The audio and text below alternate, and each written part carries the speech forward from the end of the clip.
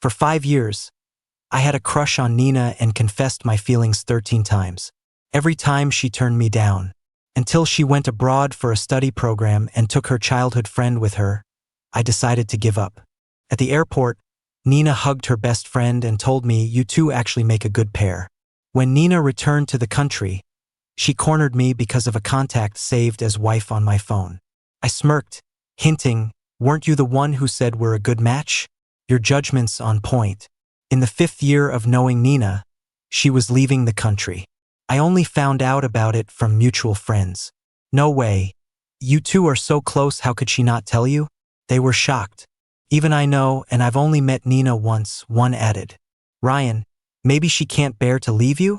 No one believed I was being honest. They thought Nina and I were avoiding suspicion.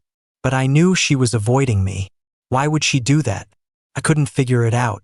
If my persistence bothered her, why did she always respond to me? My heart felt like it was soaking in vinegar, sour and heavy.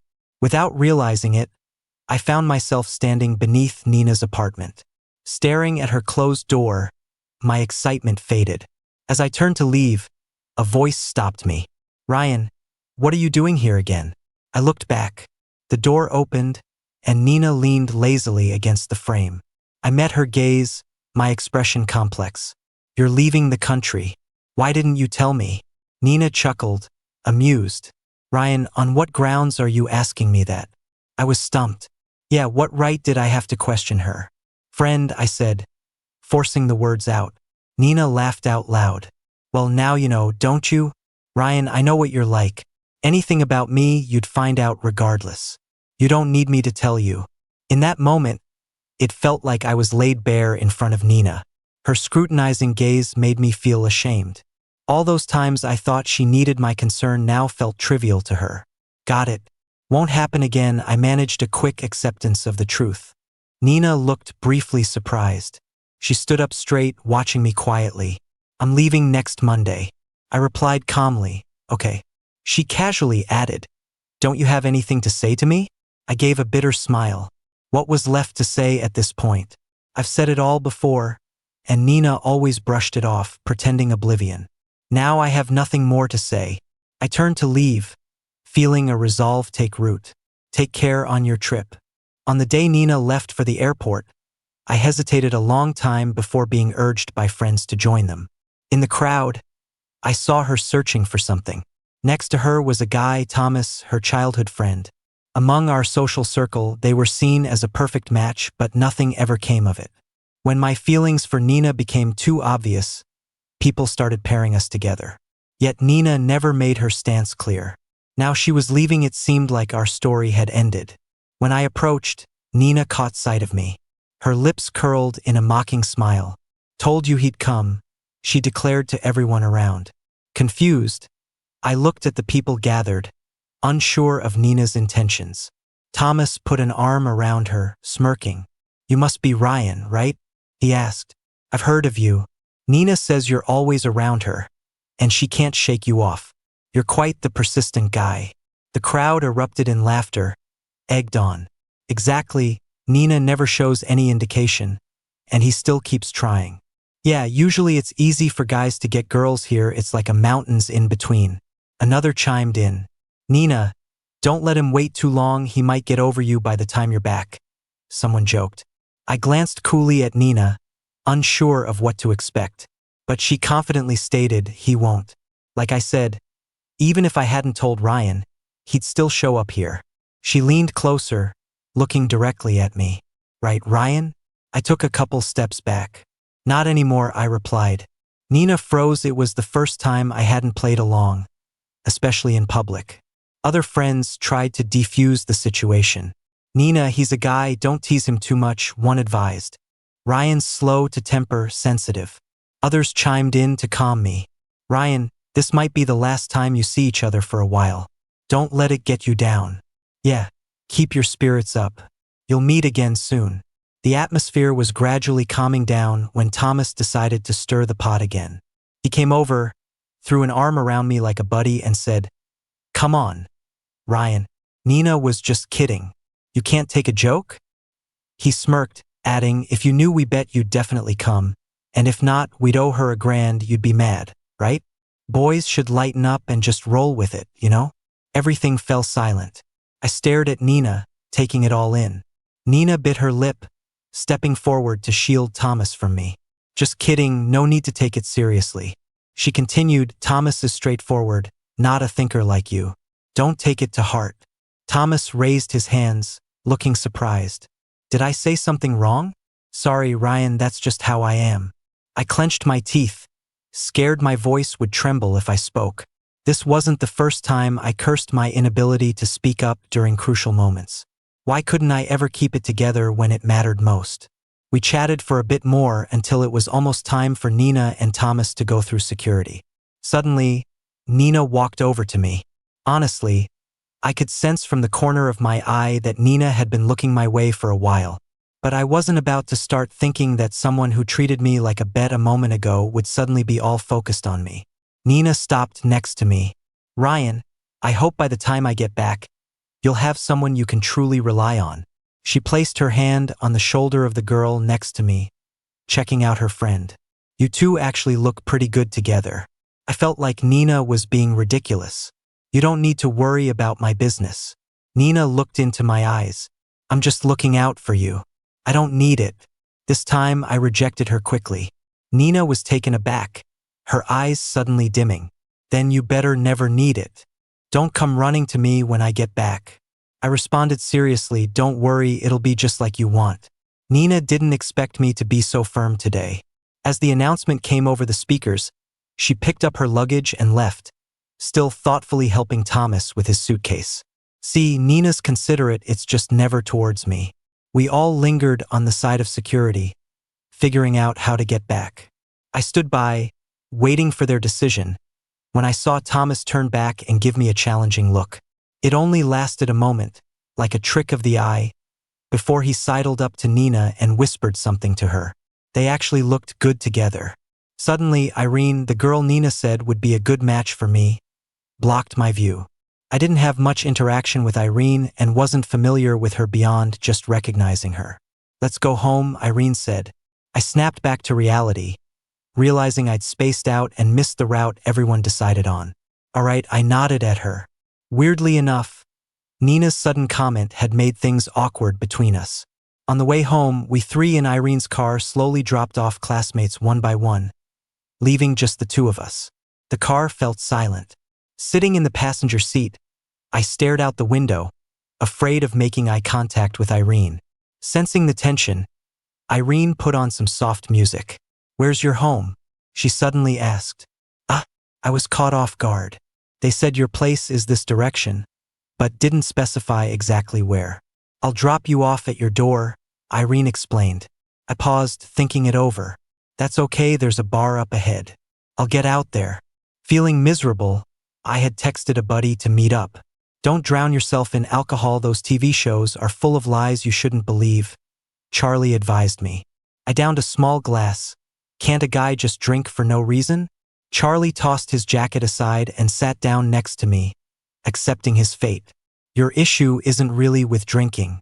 Whatever, I'll drink with you. After a few rounds, I finally vented. Why does she get to talk about me in front of everyone? She's been playing with me all these years. Charlie, a little tipsy, chimed in, I think you are special to her compared to others. Emboldened by the alcohol, I slammed my glass on the table. What a load of crap. She's just messing with me because she knows I like her. The slam sobered Charlie up a bit. Well, you could just stop liking her. There are plenty of other women. Agreeing outwardly, I kept drinking, unaware of how long it had been or how much I'd drunk. Inevitably, when I couldn't hold myself up anymore, I felt my body collapse backward, but something caught me. Barely able to keep my eyes open, I felt weightless. Then a gentle voice spoke. Do you really like her that much? Liar, you promised me. A year later, word spread that Nina was returning home. The once dormant class group chat suddenly buzzed. Someone suggested a reunion, saying it's been a while since we all got together. Everyone agreed, and since it was also to welcome Nina back, it was decided to be at her place. As I debated whether to go, my phone screen was suddenly turned off by someone else. An arm embraced me from behind. What are you thinking about? she asked. Blinking in the dim room light, I replied, a class reunion. Should I go? Her warm breath touched my neck. Why wouldn't you? Or are you still hung up on her? I was speechless, gently pushing her away. What are you talking about? I wouldn't dare. Suddenly, a sharp pain hit my shoulder, but it was brief. What are you doing? Irene kissed the mark she left, teasing, naughty, you deserve a punishment. Are you a puppy? I rolled my eyes at her. Irene snorted, woof. I couldn't help but laugh, and suddenly sprang to mark her neck as payback. Are you a puppy too? Irene raised an eyebrow, one hand on my head, the other around my waist. I pulled back from her neck, grinning wildly. You taught me. Learn to fight back. The day Nina returned, quite a few old classmates gathered to give her a warm welcome. As for me, I kept my promise and didn't go. But apparently, she wasn't happy about it. I heard from some classmates that Nina was in a foul mood that day, snapping at the smallest things. Asked what was wrong. She wouldn't say, which turned Thomas into the topic of gossip instead. She hadn't changed at all, forever clueless about respecting people or picking the right time and place. Only now, Thomas was the one in the spotlight. Since they left, I hadn't heard from Nina even once. Strangely, Thomas had started messaging me often. During their first Chinese New Year abroad, Thomas sent me a picture. The picture shows Nina cooking in the kitchen. He says, Ryan, Nina's cooking for me. You haven't had the chance to try her cooking, right? Oh, almost forgot. When you were trying to win her over back then, you'd bring her lunch boxes. But Nina wouldn't even give them a second glance. I ignored him and set Thomas on Do Not Disturb.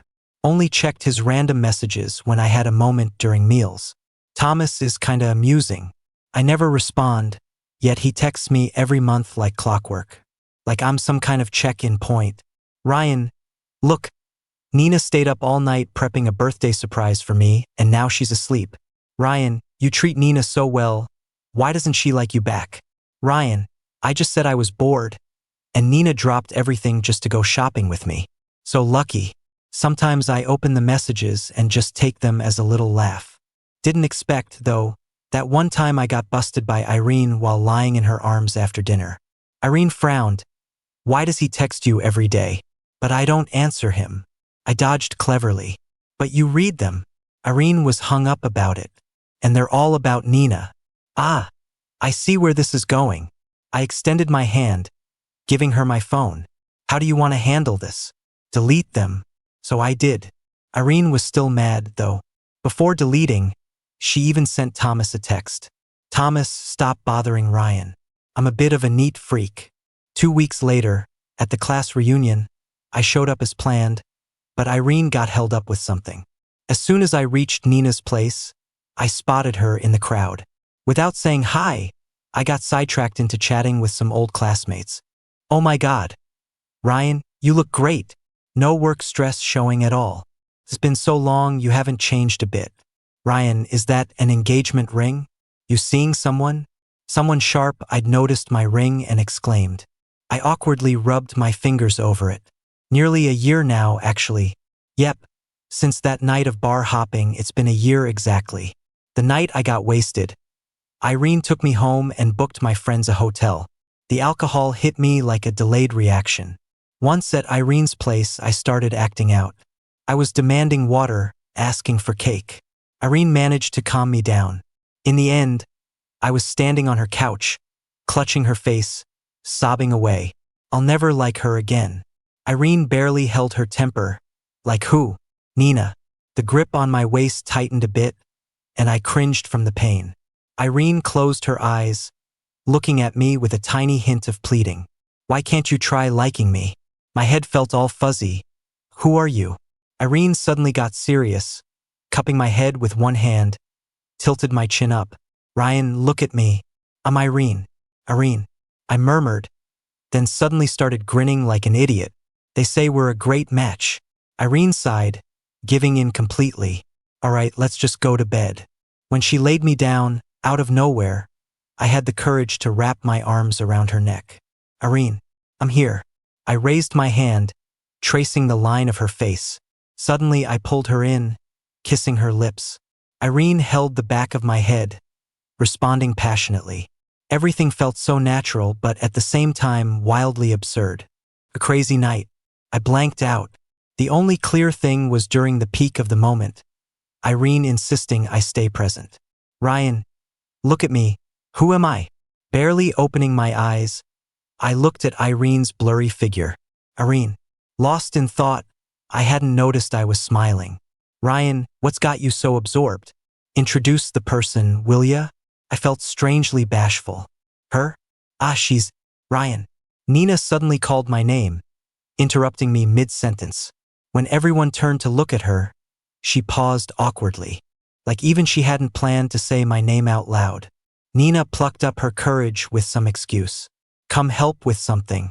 I walked through the kitchen, not finding anything that needed help. What do you need? I asked. Nina stepped closer. Why didn't you come to the airport? I backed away. Didn't you say you didn't want me there? This is what you wanted. You should be happy then. So why are you here today? Nina cornered me. Leaning against the kitchen counter, I pointed out, today's not just your welcome party. It's a reunion after all, right? Ryan, stop testing my patience. Why are you acting like this? But she noticed my engagement ring then, gripping my wrist tightly. And what's this new trick? Trying to piss me off? I shook Nina off, freeing myself.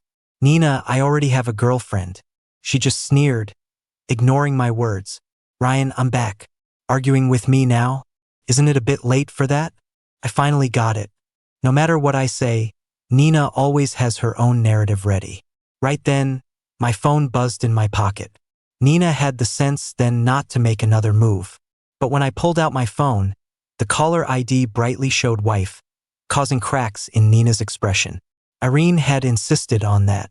She typed those words in herself. We're not even married yet. I answered the call, speaking before Irene could say anything. Honey, nice to hear you take the initiative today. Ignoring her teasing, I asked, when are you coming? Miss me? Even over the phone, I could imagine Irene's smirk. Such a cheeky pup. But this time I indulged her. Yeah, I miss you. Irene noticed something. Are you with someone? Being honest, yeah. Come quick. Okay. The call ended, leaving Nina nearly grinding her teeth down. Who is that? I held up my phone. The screensaver was a photo of me with Irene. Gotta thank you for setting us up. Weren't you the one who said we were a good match? Spot on. Nina was flustered. Even when everyone got there, she was totally out of it. I've never seen her so upset. We all gathered in a circle. Irene sat next to me and I leaned against her. It was obvious to everyone. Turns out it's Irene. Huh? Didn't see that coming. You two kept it pretty tight-lipped. Yeah. Snuck off together without giving us any gossip. Punishment. Chug 3 drinks. You two are such a good-looking pair. Why not post anything on social? The blessings and questions bombarded me and Irene. Before I could respond, someone noticed the bite mark on Irene's neck. No way, Ryan, you're that wild? Everyone turned their attention to the mark on Irene's neck. The teasing was overwhelming, and I found myself hiding against Irene, thinking maybe I shouldn't have bit her after all. The bite had nearly faded, so why was it so obvious today? Irene didn't bother covering it up. She pulled me close, saying, all right, enough, he's gonna get shy now. Everyone was in good spirits, except for Nina sulking in the corner. After the reunion, I drank quite a bit. I could barely stand without leaning on Irene for support, but luckily, I wasn't completely smashed. As people left, Irene and I were about to go too. Stay, Nina suddenly said. Only 4 of us remained in the room. Nina, Thomas, Irene, and me. Irene stood protectively in front of me, hugging me. No need for us to stay. Nina wasn't backing down. He's drunk. Staying is for the best. I'm just looking out for him, but you seem in a hurry to leave. Afraid you can't beat me? Irene laughed off her remark. Ryan's his own person first, then he's my husband. He's not something you can just claim, she said. Nina clenched her fists. Irene, anything I want, I get. Without another word, Irene picked me up. Look at your own situation before talking as if you have a chance. Somehow, Nina found out where I work. One day after work, I saw her standing by my car with a bouquet from afar. Glancing at her, I turned to leave without stopping. Ryan, just give me a chance, she called out. I found it amusing. You must be kidding, right? That's not funny at all. Unfazed, Nina tried handing the roses to me. I stepped back, and the flowers fell to the ground. Nina, I don't like roses. They're too flashy. She calmly picked them up. I'll bring different flowers next time. What do you like? Unbelievable. It's not about what you bring. I don't like you, so nothing you give will matter. Showing her the ring on my finger, I said, I'm already taken. Don't you get it? Nina scoffed, you're not married yet. What's wrong with a little competition? Competition? I replied flatly. You don't stand a chance here. Understand now? She threw the flowers down, reverting to her usual arrogant self. Ryan, I've been pretty patient, but my tolerance has limits. Here's your last chance. Leave Irene and be with me. I felt like it was the funniest joke I'd ever heard. Nina, you're too full of yourself. What makes you think I'd choose you over Irene? Maybe years ago I gave too much, making it seem cheap. I've wasted 5 years on this. Isn't that enough? For 5 years I tried showing how I felt. Did you ever give me a straight answer? That kind of unclear love isn't what I want. Neither are you. Don't think anyone's a replacement. Everyone's their own person. If you truly love someone, you wouldn't rely on others to fill that gap. Feeling a sense of relief, I asked, do you get it now? You're not dumb, Nina. If you don't like someone, forcing it won't make it happy. And that fruit's already rotten. She was quiet. The flower petals fell from the wrapping, dropping to the ground. Feelings past their expiration date can't be forced to bloom. I heard a car honk behind me and turned around. Irene was in the car. Our eyes met in the sunlight. Irene didn't need to do anything. Just being there was enough for her to win. I'm just an average worker with weekends off. But Irene's different, the CEO, never off duty. Sometimes when she can't make it back on weekends, I get too lazy to cook and order takeout. When the doorbell rang, I thought my food had arrived, but instead found someone unfriendly. Thomas removed his sunglasses and glared at me, eyes bloodshot. Ryan, what did you do to Nina? After seeing you, she's been ignoring me. Was it something you said, you jerk? Before I knew it, Thomas punched me, leaving my face stinging with blood at the corner of my mouth. Asshole. D.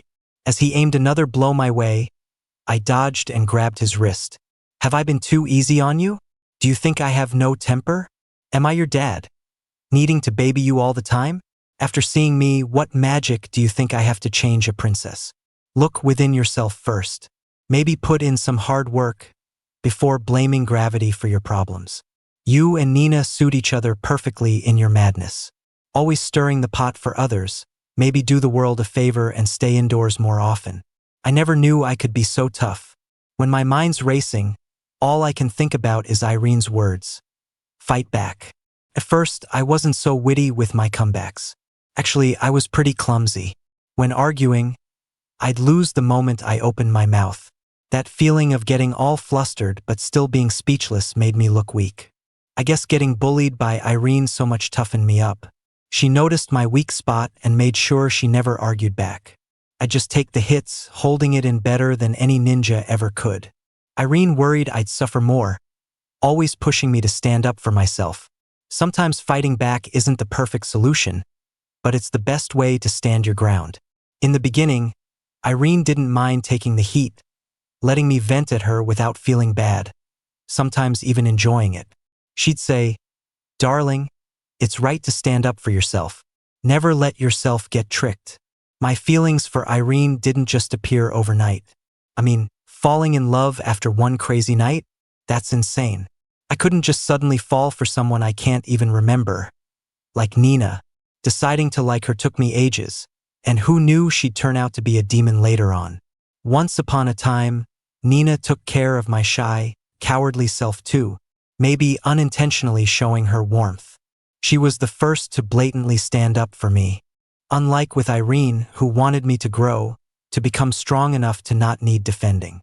Irene always said she couldn't be by my side all the time. I needed to learn to protect myself. Just like now, facing off against Thomas alone. My words didn't get through to Thomas, only made him madder. Come on, man, we're both guys. You think I can't tell what you're thinking? After all these years liking Nina with nothing to show, I don't believe you've moved on just 'cause she's been away for a year. I'm closing the door. Believe it or not, stop bugging me. Don't try that macho competition thing with me. No one's competing with you, just you putting Nina on some pedestal, acting like everyone's after her. Ryan, Thomas screamed as he lunged at me. We rolled and fought like no tomorrow. Punching, kicking, whatever. By the time the delivery guy showed up, both our faces were bruised. At the precinct, Irene showed up with a grim look. I hadn't even wiped the blood off my lips. My face was all banged up, hair a mess. Barely managed to smooth it out. Compared to me, Thomas fared worse. I went all out. His face was puffed, one eye barely open. Irene sat next to me and settled things with the cops. We're not settling this quietly. If it goes to court, I don't mind spending more time and energy. Thomas was losing it, yelling, "Look at whose face is worse. Aren't I good for not asking for anything? Why the court?" Irene, calm but icy cold. "Thomas, weren't you the one who started it all? You came looking for trouble. Didn't you throw the first punch?" Irene was right, leaving Thomas at a loss for words. Soon Nina arrived. She looked startled seeing me. "Nina, look, Ryan did this to me." Thomas tugged at her sleeve, almost in tears. Nina stared him down, scolding him. "What were you thinking, causing trouble to this extent? Really need to end up in a police station to be embarrassed? If you're not ashamed, I sure am." Thomas didn't expect Nina to turn on him like that. "Nina, you never treated me like this. You said you liked me, why not stand by me?" Nina's disdain was so apparent. "Stop the drama, or handle it yourself." That shut Thomas up. Nina walked over to Irene and me. "How much? Let's settle it privately." Irene helped me up. "We've already told the police we're not settling. See you in court." Nina wouldn't back down. "Come on, it's not a big deal. Maybe to you it isn't, but you're not the one who got hurt." Irene's quickness to clap back burst out. "That's what you call love? Anyone can talk. If you can't even protect your loved ones, what's the point?" Nina had her own twisted logic. Real love shouldn't lead to making things big, embarrassing the guy. "No, Nina, it's just you scared, caught up in your own interests and image. Real hurt doesn't compare to your precious image." Irene was on fire. I had to hold her back. "Irene, my head's pounding. Let's drop it." Without hesitation, Irene pulled me away.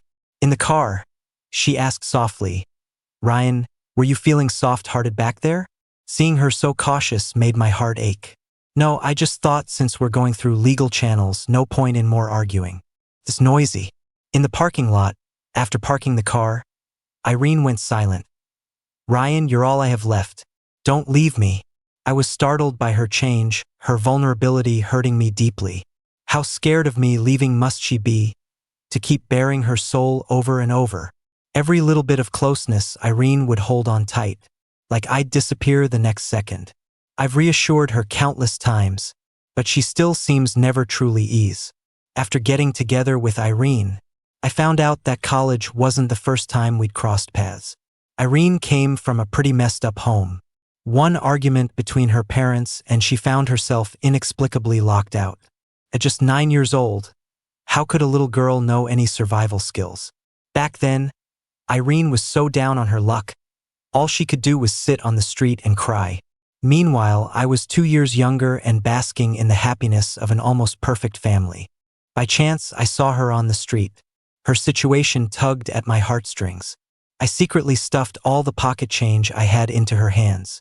What I didn't realize was that my school ID, the one I couldn't find, was mixed in with it. That chance encounter wasn't really by chance, it was Irene's relentless effort that made it happen. Life isn't a romantic drama, there aren't that many chance encounters. It's often one person's quiet efforts that turn strangers into something more. I had no idea that while I was quietly crushing on Nina, Irene was secretly in love with me. I held Irene's hand and placed it on my face. "Irene, you can confirm it with me as many times as you want. I love you." The doctor came in, did a quick check, then left. Now it was just Irene and me in the hospital room. Seeing her clueless expression, I couldn't help but tease her a bit. Irene, I called out. She immediately sat down next to my bed. Are you feeling unwell? I shook my head. No, I just wanted to call your name. She let out a sigh of relief and hugged me, helping me get more comfortable. Irene, Irene, Irene, I playfully called her name over and over. She patiently responded every single time. I love you. Those 3 words slipped out, freezing her in place. It was like she'd made a sudden, serious decision. Irene gently touched my face, sealing it with a devoted kiss. Lost in the moment, I noticed someone sneaking a peek from the doorway but chose to ignore it. When Irene finally stopped, breathless, I said, Nina was just here. I know, Irene replied, pointing to a mirror. No wonder Irene was suddenly so possessive earlier. Irene gently caressed my cheek. She doesn't deserve to like you. Recalling Nina's look, I spoke assuredly. She probably realizes it too. In court, Nina withdrew as Thomas's defense lawyer. Thomas was left to fend for himself and ended up with a record. Victory came that night. At home, Irene cornered me at the entrance table. With our foreheads touching, the atmosphere was charged. Irene's intense gaze was almost predatory. I won't let anyone hurt you again. My response drowned in a scorching kiss. At last, Irene brushed the sweat-soaked hair from my forehead and kissed it. A cool metal sensation pressed on my left ring finger. I heard her whisper in my ear, I'll be responsible for you forever.